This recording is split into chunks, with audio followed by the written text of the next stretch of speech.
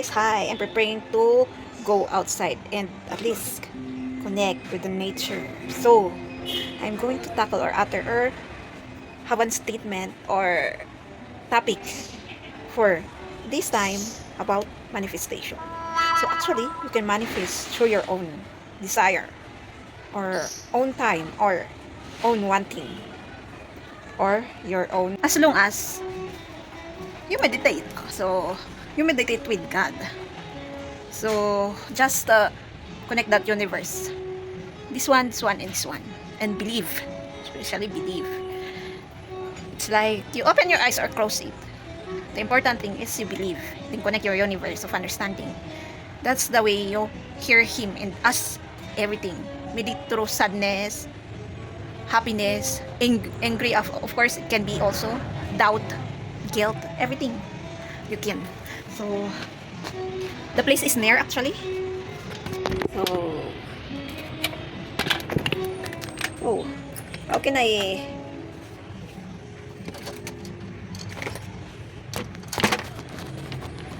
So I'm just fixing my phone. Oh, don't fall down. Please, no. I will going to put this inside the rabbits. Buy some.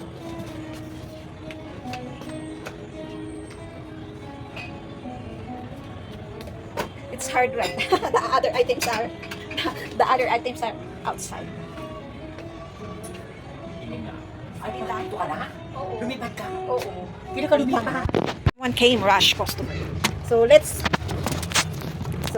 will just let you see how we are here every day in closing.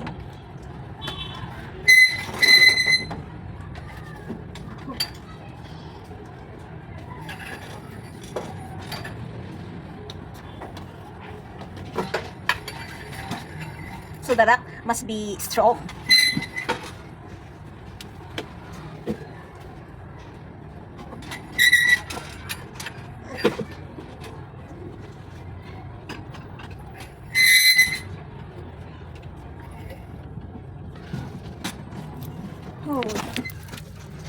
Oh, MJ, the store is a little bit small. Look at the rabbit, oh. Pasaway rabbit. Hey, what are you doing? No. No. Pasaway. Paano ka kakain? How will you eat? You will stroll outside. So, see you outside. This is where I have said that. Where am I going? The area that I am going. So, this is part what we call the Rose Garden here in Burnham Park. Near to the center. So, this city of Baguio is a little but beautiful. Let's see a spot. Maybe this is enough. We can sit in the grass and remove the feet, as you always say, to connect to the earth. Oh, land, nice, right? Nature, meditation with nature, actually. So, what is it? The meditation. So, it's your own wanting or the way you want to connect with the highest divine or higher, or the highest universe or God, Lord Jesus Christ, and having day with yourself also. So what a nice I'm a little bit early today. It's near, what is the time today? It's already 5, but I thought it's 4:30. It's 5. Actually, I closed 6 p.m. last time.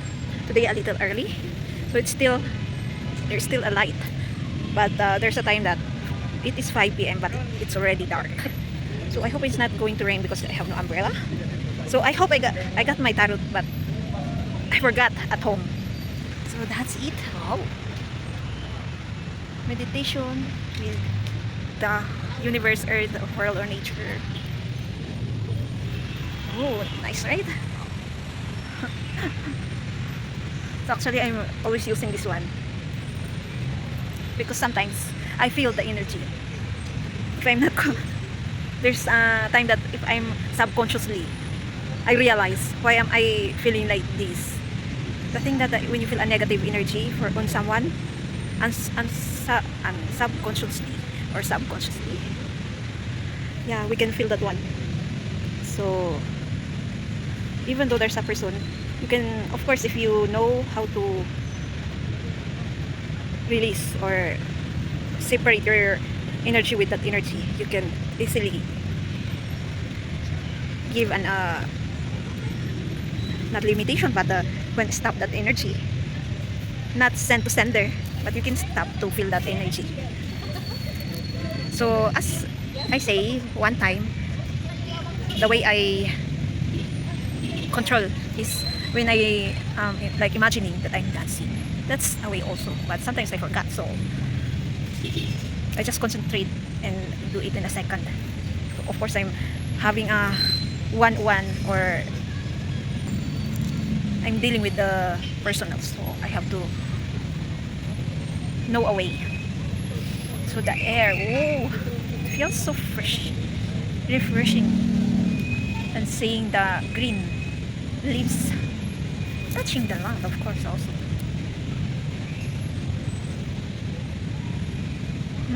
Refreshing. So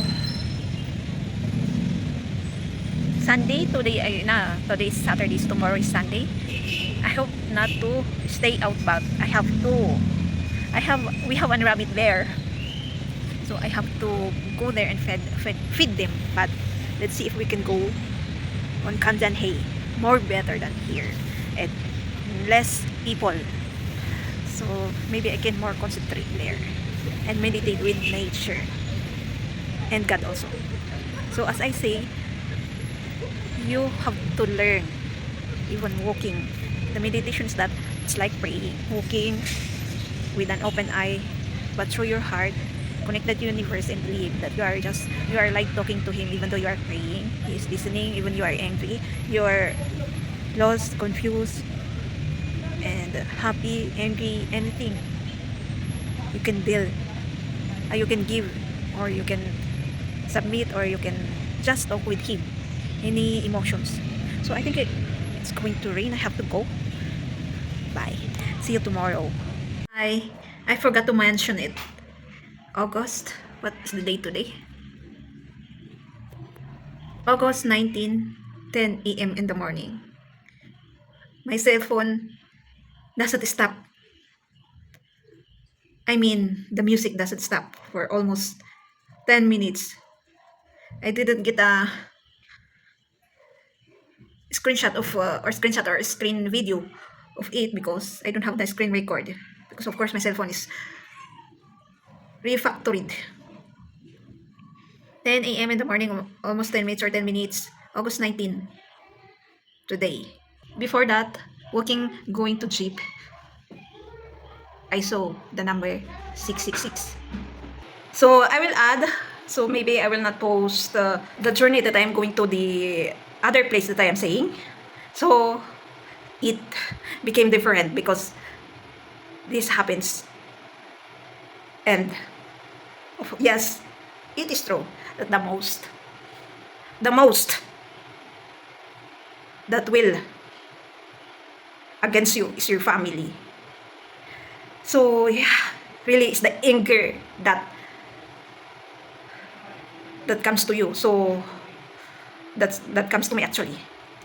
The hardest sin that I cannot conquer. So I do a meditation and praying to God to say sorry before doing this video. So my anger is going down level and acing. So this is my test actually today. So we're talking about I'm talking about the thing that I have told, the Isodas number 666, and then we argued. So even your family doesn't believe your story actually. So I know that angel numbers didn't come to the Bible, but you have to put angel number to be a guide to get the meanings. But actually it's a guide. It's a good, bad in a way that it will advise you, encourage you, but it will lead you the way. And once you did your healing, be strong, because every day is a lesson, every day is a learning, so that the good highest level is still there, so that you will not fall down in the highest level of bad side of yourself. So maybe they are watching my video, but they didn't believe that when I'm on my awakening through that healing, sometimes we vision things that we cannot understand, but that's the way. It's a vision how we understand, or how our ancestors know the science math like that. That's the real. So of course, every person has different visions. So that will comes when God calling, that they say, not like the thing that you are willing to heal. Congratulations.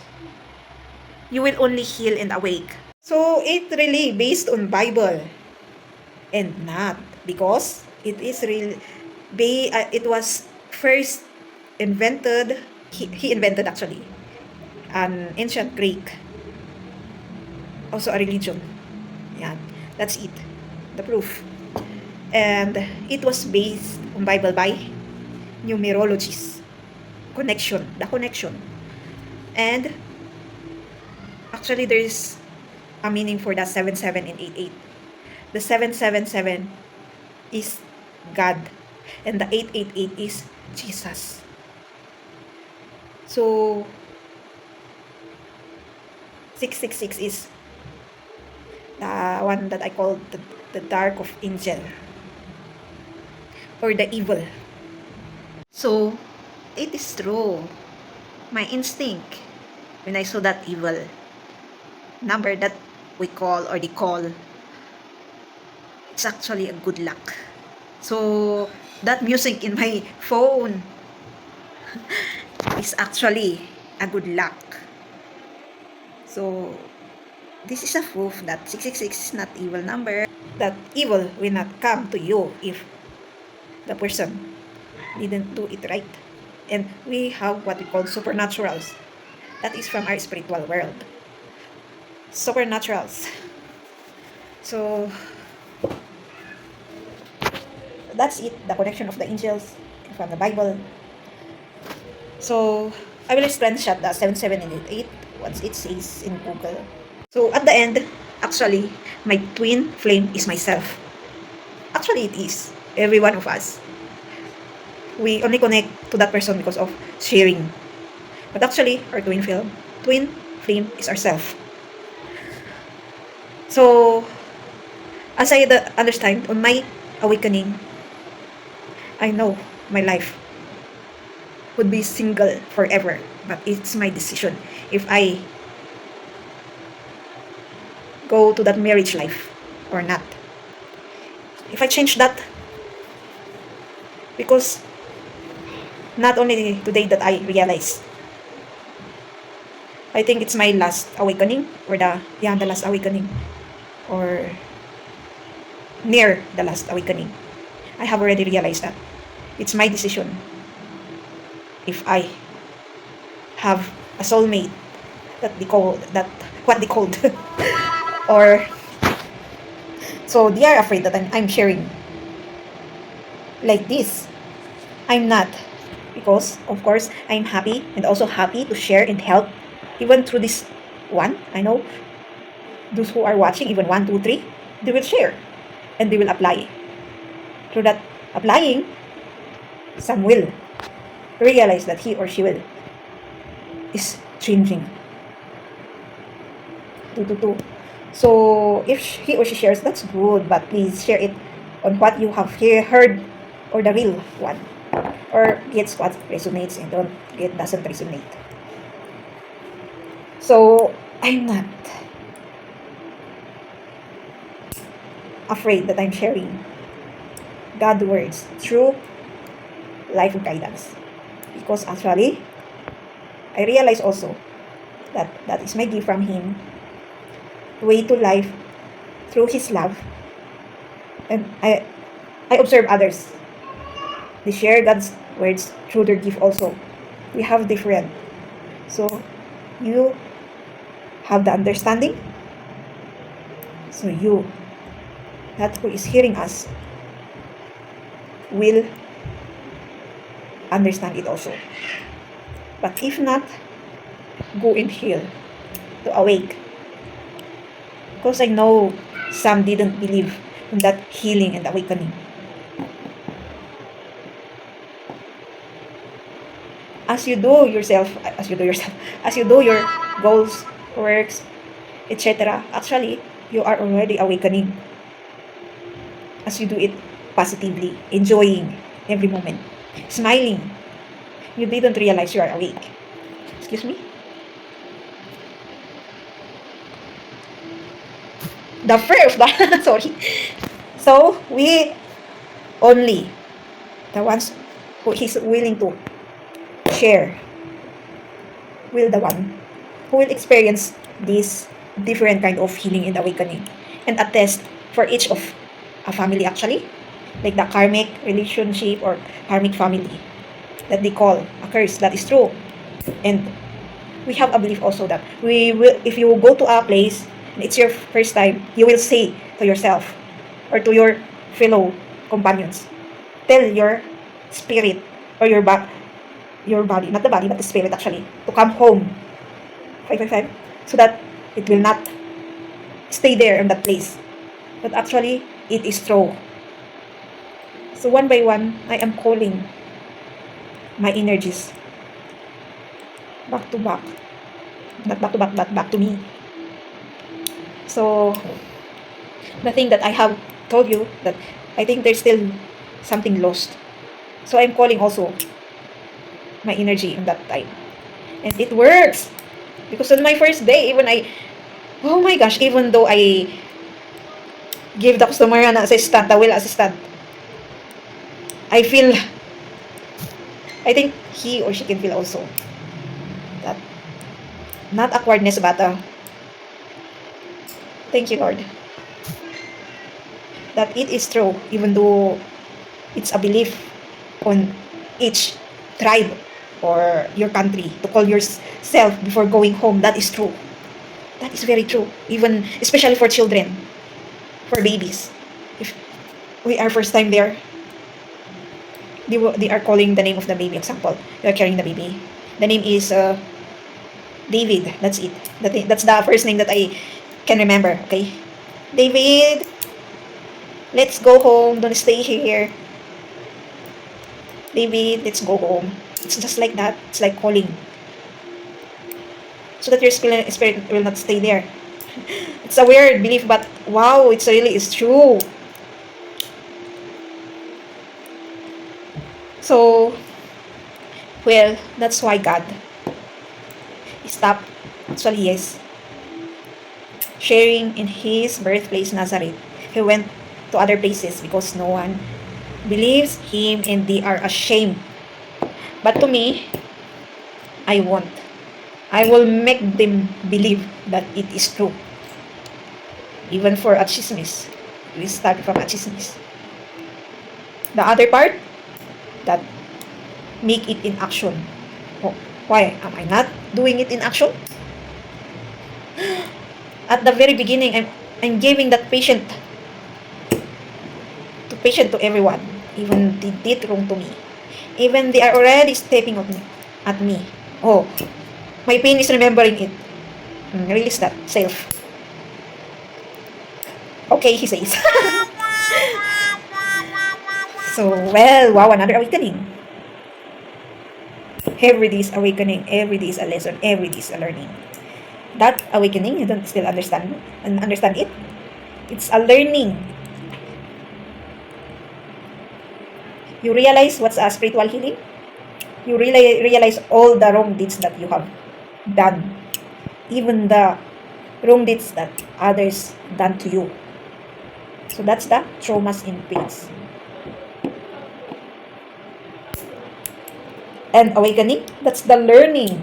And if we're late to life, because we are telling every time that it's spiritual healing and spiritual awakening, we really understand by each word. We don't understand it beyond. spiritual healing. You remember all your sins, your traumas and pains from the other people's, and you awake from it by reflecting and realizing on it and praying also to God. That's the meditation. Even though your eyes is open, closed, or even though you're around on a people or you want to be alone in a place, just believe that you are just like talking to Him. So yeah, actually, I can already. Kaya kong ipagtanggol ang aking sarili. Through words also because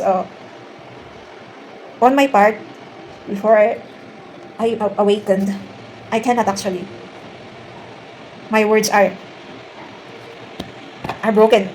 And my heart is like that. And thank you. But you have to control also that one. Don't just use it. Use it in good. That's a miracle. And also power that they are always telling that the power that you can make that thing float now. We don't base it on magic. The power of understanding also. So that's it. I think enough that we can understand everything. So that's the other test for us also, 1414.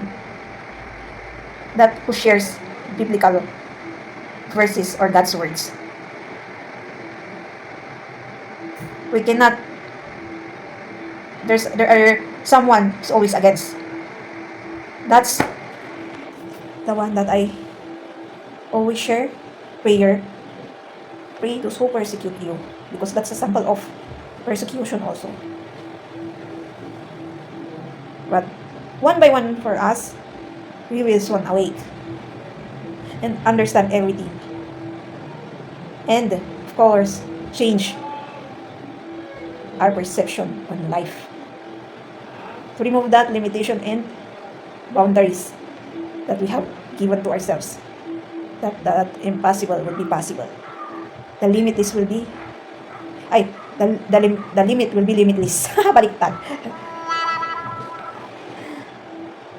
The boundaries would be boundary on action manners like that. Boundaries on bad side of yourself. Bad deeds like that. So, on good, of course, no boundaries. So, remember the two kinds of vibration. The bad and good. Why do we call it vibration? So, like the one that I have said, the dimension, vibration is everything also. On our body, soul, everything, and how we connect it like that. The energies. So, everything. Highest level of vibration. That's the time that you got what you really wanted on life and pursuing it. Like being happy, freedom, like that, the real freedom, the real happy, the real love, the real everything. And the false, of course, if there's a real, the false is the other highest level of vibration of ourselves. So the sadness like that, the sins, all the bad deeds. So it represents us vibration. I forgot. I'm the one who started to stop that one. Because, of course, if it continues, it will just be an argument. So the toxic part of ourselves will just come out and don't stop, right? So to better to stop it, do it by yourself. A learning also. And accepting it. That's life. Sometimes there's a downfall, but easily we can cope with it and be on our highest level of vibration of ourselves again. That's how life is, right? When you fall down, you can get up again easily. It says, these numbers. It's not good for us because I said also, it's bad but also good. Because as I say, there's a highest level of a good and a bad. So if you lead yourself to your highest level of the bad side, yes, if it's in good, very good. So if you believe that numbers leads you to the bad side, it is. But I prove you today. Did I became bad? I just came back to myself and but better. The confident that I wanted. The words that I want to utter to the person that I can't. Now, I can. I can say no if I needed to. Because last time I can't. Even I know I needed to. That's the best.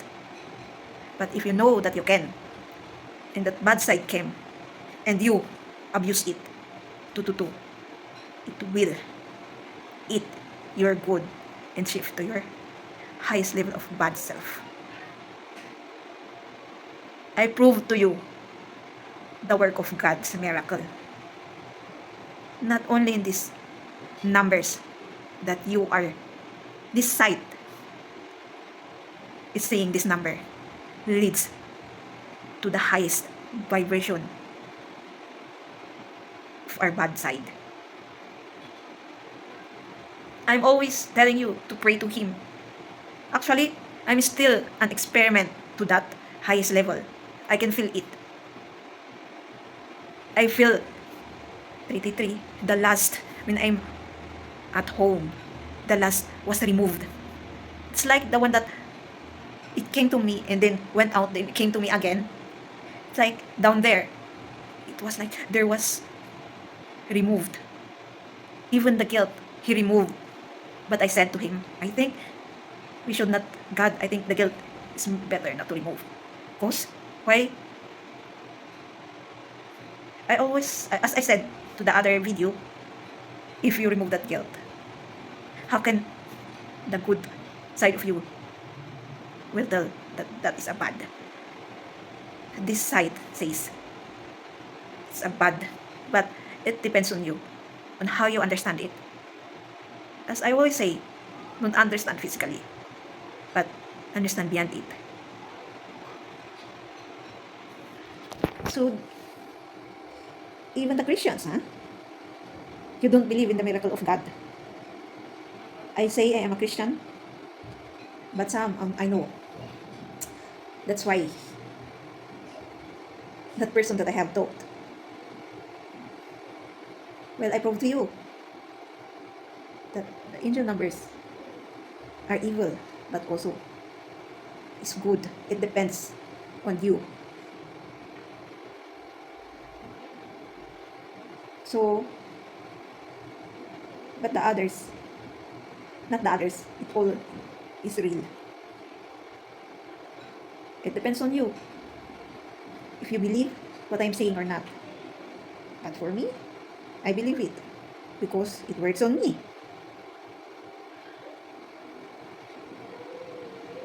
That numbers didn't came to me to make me bad, but it leads me more and more in God. So I trust Him more than a trillion. As I say, sometimes I don't trust myself because of course it can lead. There's sometimes a voluntary word that you didn't want to utter it. An action that you didn't want to do it but voluntarily. So we are people, persons. But it's upon us, as I say, always reflect. I'm always saying and in my back. Reflect to God. Except that you think that one, you said that one, you did that action. So if you are not saying to my action, sorry. Because I'm always alone and loving alone. What kind of action did that person needed to get a proof? Did I already given you the proof from the very beginning?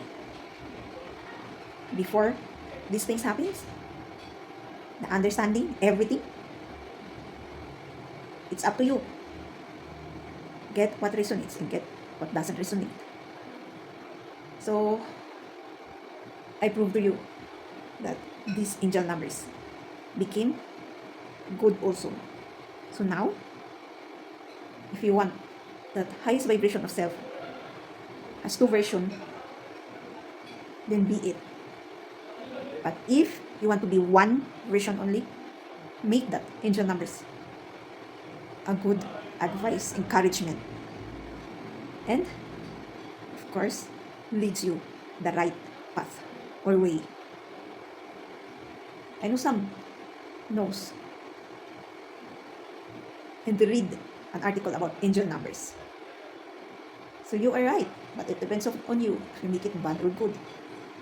So let's make that highest vibration to be good only. Should be one, no two version. I will remind you, beautiful world or end of the world. Beautiful world or destruction of the world. Laugh as you want. Don't believe me as you want. I have already told you.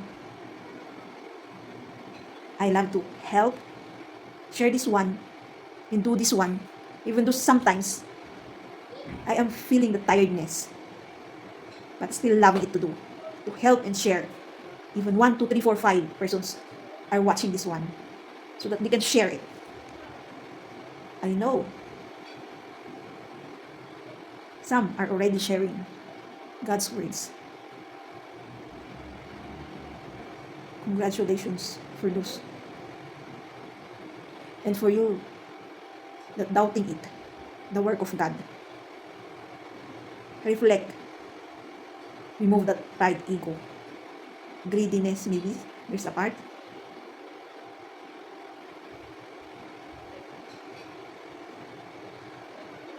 Well, I'm feeling a little bit tired also. Because actually I am explaining over and over and over. But thank you very much to God, patiently advising me and encouraging me and giving those quotes. Sometimes I voluntarily do. He will only give me a word. Then I will search for a Bible verse and do it. But sometimes He knows when I'm tired in doing it. He gives me Bible verse like this one. This is the verse today. It relates with this one, not the word itself. That's an encouragement to us. Not only to me, to us, to you, we. So believe, if you believe that angel numbers are bad, it's up to you. But for me, I believe on it as a guide, not the number itself or the meaning of the number itself, but a guide that can lead to the highest good vibration of ourselves. As long as you believe, as I say, believe it's possible, don't believe it, it's not possible. But there is a part in the Bible verse that talks about the number 777. It's on Genesis. But I will also give you this one, a Bible verse from Psalm. It is good. So I think this is enough explaining, and actually also not depending, but I'm really tired. Just change the depending to F. Depending, yeah. And depending also God for everything. I'm not tired on defending Him, but I'm tired on uttering it again and again. Not uttering the defending, but saying the words again and again, or proving something. Yeah, that's it. But of course, this is a test also to me. Every second, every minute. It's actually a test to every one of us, but we didn't realize. That's the way we awaken. If you accept that, if you open yourself, that situation is actually a test to you every day to get a lesson. So another awakening to me. So how many awakening did I realize today? Oh, maybe 4 or 5. Wow. So some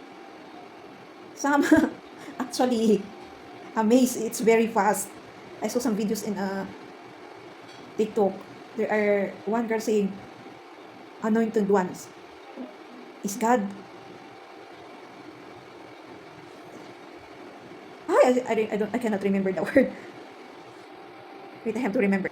Sorry, I cannot remember just the word. Why is it very fast? They are confused. Maybe they got that word doubt. That's why they are confused. But for me, it was a rush. Of course, I have to be on myself again. The adrenaline rush to save myself for that situation. And God, with God, of course. Because if God is not beside me, the Lord Jesus Christ, of course, or even my Holy Spirit, and the angels, of course, they are not beside me. Well, of course, I cannot do it. Even though I base it on the angel numbers, but the outcome is good. So I really prove to you that these angel numbers are not bad. Bad in a way that it's like you search it deeper kasi the angel numbers. There are different kinds of website that gives meaning, gives different meaning. So you read it all that one and realize it. But every of that different kinds of website, there are 1, 2, 3 words that are the same or meaning. That's how I based. Because I remember, I have told you, on my first awakening time, that I asked God. That's our way to communicate. But I forgot. I forgot the time.